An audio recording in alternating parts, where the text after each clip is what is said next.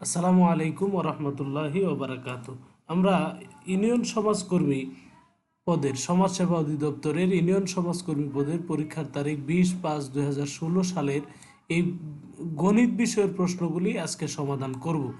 প্রশ্ন এসেছিল 56 থেকে 70 পর্যন্ত। আপনারা এখনও যারা আমাদের এই চ্যানেলটি অথবা ফেসবুক পেজটি সাবস্ক্রাইব অথবা ফলো করেননি, আপনাদের সকলকে অনুরোধ করছি পেজটি ফলো করুন এবং ইউটিউব চ্যানেল থেকে দেখে থাকলে অবশ্যই চ্যানেলটি সাবস্ক্রাইব করবেন। আর আপনার মূল্যবান মতামত অবশ্যই ফেসবুকে কমেন্টে জানাবেন, ঠিক আছে? আপনারা যারা সমাজসেবা অধিদপ্তরে পরীক্ষা দিতে চাচ্ছেন, আপনাদের জন্য এটা খুবই গুরুত্বপূর্ণ যে বিগত সালের প্রশ্নগুলো আপনাদের সমাধান করতে হবে।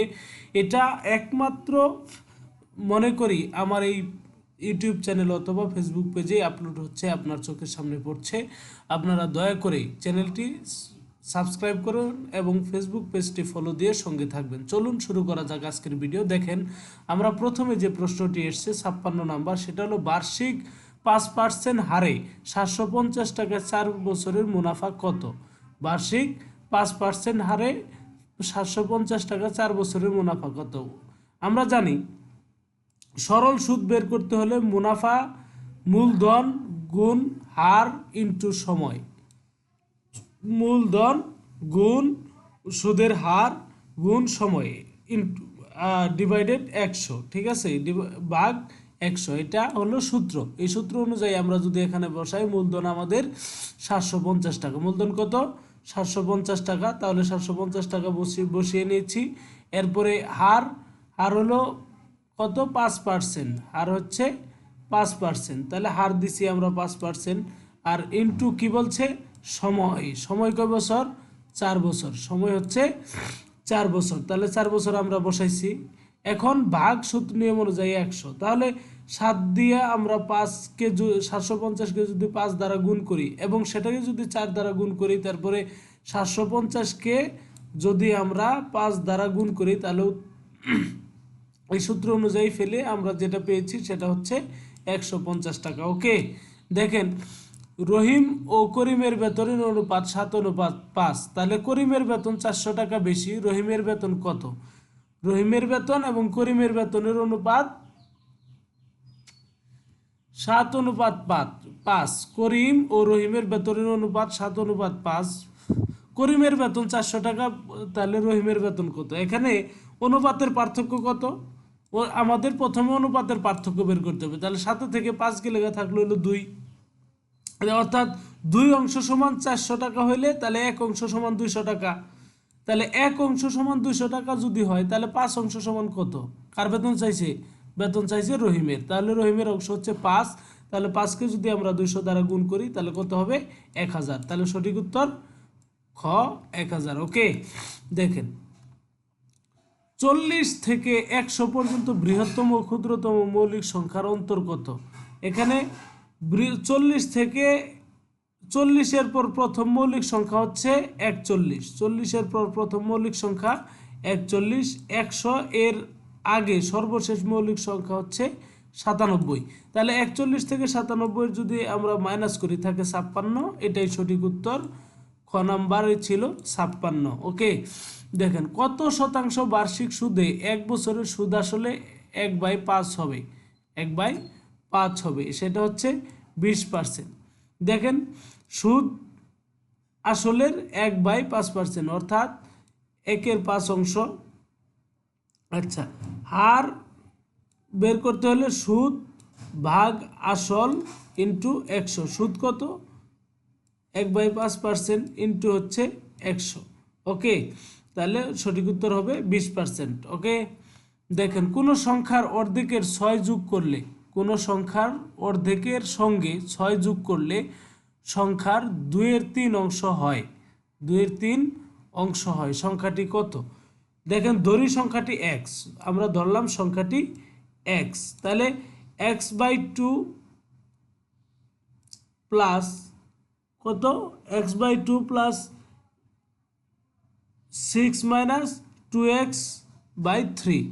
এখানে 6 যোগ করলে তাহলে x/2 প্লাস 6 মাইনাস কত?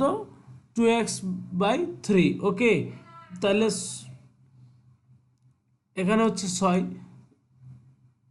2x/3 6টা এই পাশে থাকলো সমান সমান আমরা দুইটাই পাশে নিয়ে আসলাম 2x/3 -x/2 তাহলে x/6 হলো। ঠিক আছে, অতএব এখন এক্সটাকে যদি এই পাশে নিয়ে আসি এবং এই 6টাকে যদি আমরা এই পাশে দিই তাহলে 6 6 36। ওকে, দেখেন 2x x - 2y সমান -8 এবং 3x - 2y সমান -4 হলে x এর মান কত? সঠিক উত্তর -2।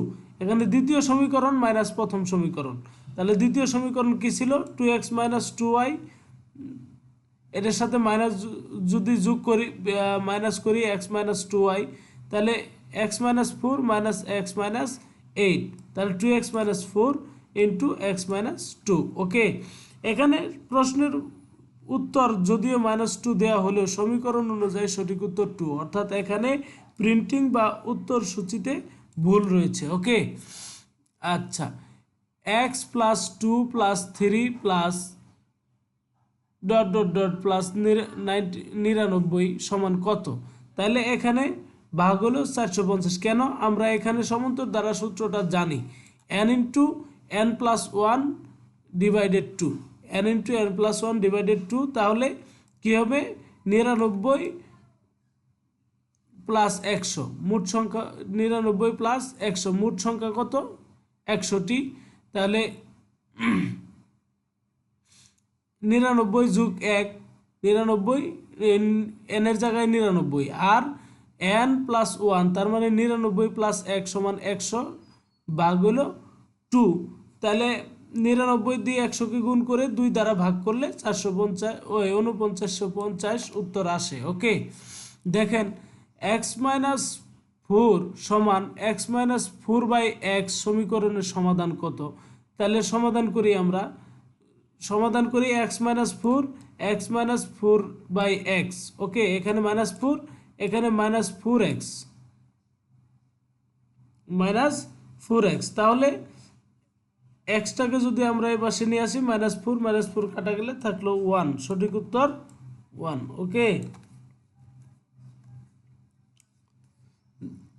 দেখেন এবিসি ত্রিভুজের পরিসীমা কত? 3, সঠিক উত্তর 3। এই প্রশ্নের চিত্রটি পিডিএফে অনুপস্থিত, তার মানে প্রশ্নতে এটা অনুপস্থিত ছিল, তাই প্রকৃত সমাধান বের করা সম্ভব নয়। অতএব উত্তর সূচিতে 3 দেওয়া হয়েছে। ওকে, 90 ডিগ্রি কোণকে কি বলে? 90 ডিগ্রি কোণকে সমকোণ বলে। ব্যাখ্যা: যে কোণের পরিমাণ 90 ডিগ্রি তাকে সমকোণ বলে।